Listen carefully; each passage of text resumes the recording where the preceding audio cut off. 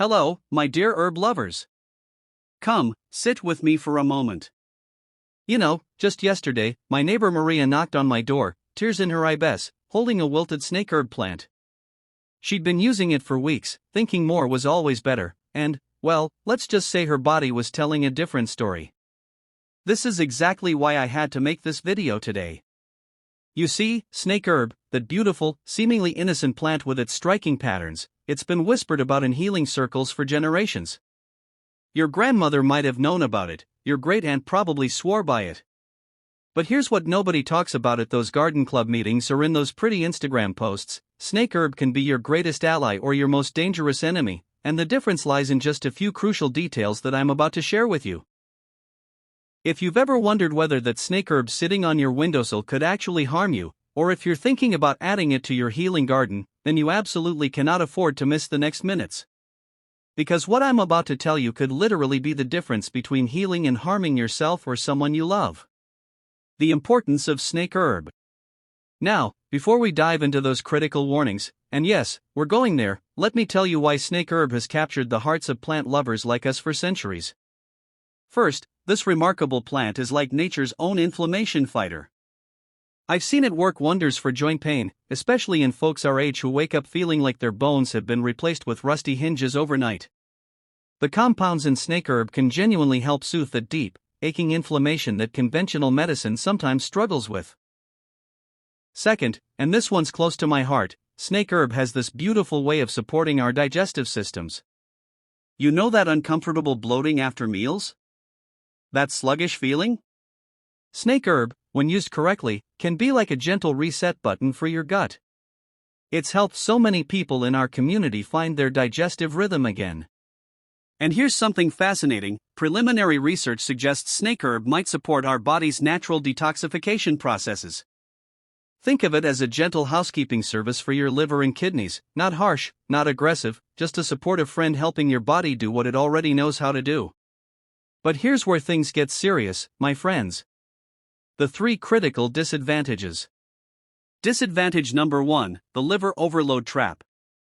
This is the big one, the one that caught my neighbor Maria. Snake herb contains powerful alkaloids that your liver has to process. When you use too much, or use it too frequently, you're essentially asking your liver to work overtime without a break.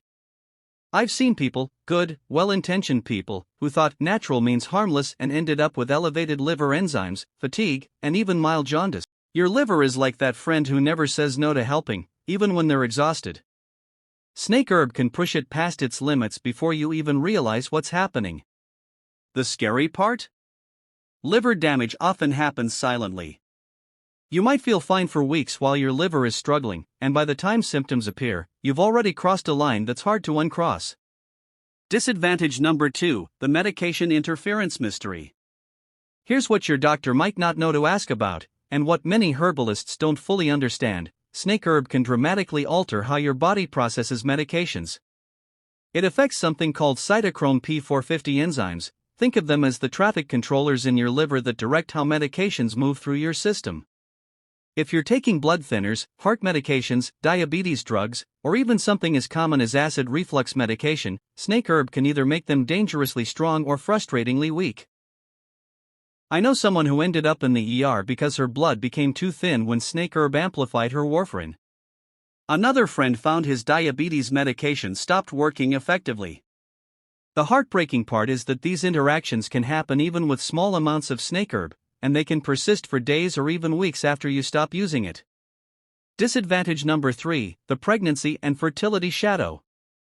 This one breaks my heart because it affects our daughters, our granddaughters. Snake herb contains compounds that can stimulate uterine contractions and affect hormone levels in ways we're still learning about. If you're trying to conceive, pregnant, or breastfeeding, snake herb isn't just potentially harmful, it could be devastating.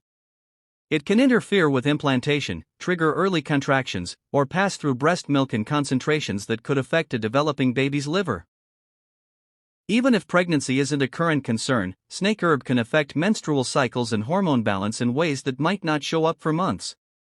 I've heard from women who experienced irregular periods, mood changes, and even early menopause symptoms that they later traced back to snake herb use. Mindful Usage Guide. Now, I'm not telling you to throw away your snake herb and never look back. What I'm saying is, let's love this plant responsibly, the way we'd care for any powerful ally. The golden rules. Start impossibly small. I mean it, we're talking about 1/4 teaspoon of dried herb or just a few fresh leaves to start. Your body needs time to tell you how it responds, and you need time to listen. Cycle your usage. Use snake herb for no more than 2 to 3 weeks, then take a complete break for at least a month. Think of it like crop rotation, even the most fertile soil needs rest to regenerate.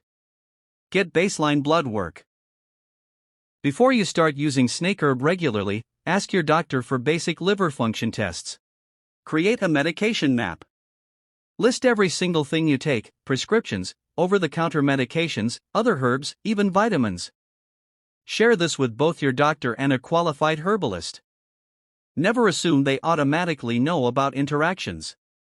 Listen to your body like your life depends on it, because it does. Unusual fatigue, changes in appetite, skin color changes, dark urine, pale stools, unusual bruising, these aren't just random symptoms to ignore. They're your body's early warning system. Quality matters more than quantity. Source your snake herb from reputable suppliers who test for heavy metals and adulterants. Cheap herbs can contain contaminants that multiply the risks we've already discussed. Keep detailed records. Write down exactly when you use snake herb, how much, and how you feel each day. Patterns often emerge that can guide you towards safer, more effective use. The buddy system. Tell someone close to you about your snake herb journey. Give them permission to speak up if they notice changes in you that you might miss. Sometimes love means having difficult conversations. My dear Green Thumb family, I've shared these truths with you not to scare you away from plant medicine, but to help you approach it with the respect and wisdom it deserves. Snake herb can be a beautiful ally when we treat it as the powerful medicine it truly is. Your safety, your health, your well-being, they matter to me more than any plant ever could. Promise me you'll approach snake herb with patience, wisdom, and the kind of careful love you'd show any treasured friend. If this video opened your eyes or gave you information you needed, please hit that like button, share it with someone who needs to hear this message, and don't forget to subscribe for more honest conversations about the plants we love. And here's what I want to leave you with today. True plant wisdom isn't about knowing which herbs to use, it's about knowing how to use them safely, mindfully, and with deep respect for their power. Next week, I'm going to share the 3 plants that have completely changed my approach to natural healing after 40 years of gardening, plants that are both gentle enough for daily use and powerful enough to make a real difference. You won't want to miss that conversation. Until then, tend your gardens with love, tend your bodies with wisdom, and remember, the most beautiful growth always happens slowly and mindfully.